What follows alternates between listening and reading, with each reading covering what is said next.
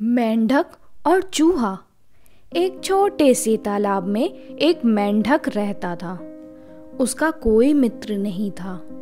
वह बहुत ही अकेला महसूस किया करता था।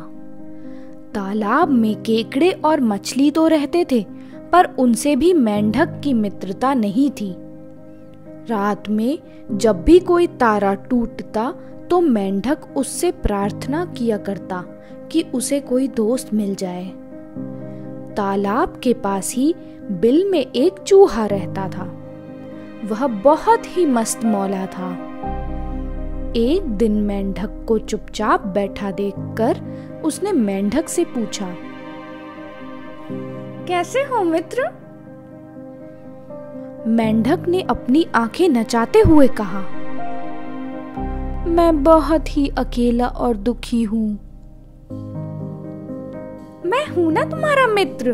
तुम जब भी अकेलापन महसूस करो तो मेरे पास मेरे बिल में चले आना, हम लोग मजे करेंगे। चूहे ने मित्रता का हाथ बढ़ाते हुए कहा। मेंढक बहुत प्रसन्न हो गया।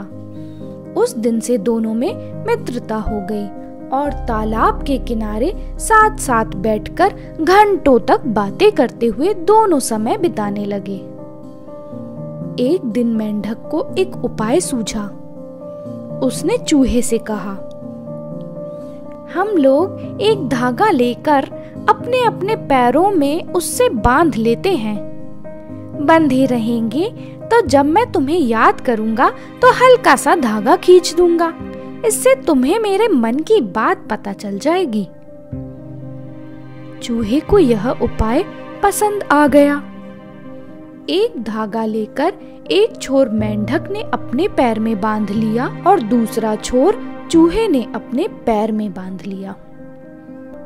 ऊपर आसमान में उड़ती हुई एक चील ने इन दोनों को देख लिया था।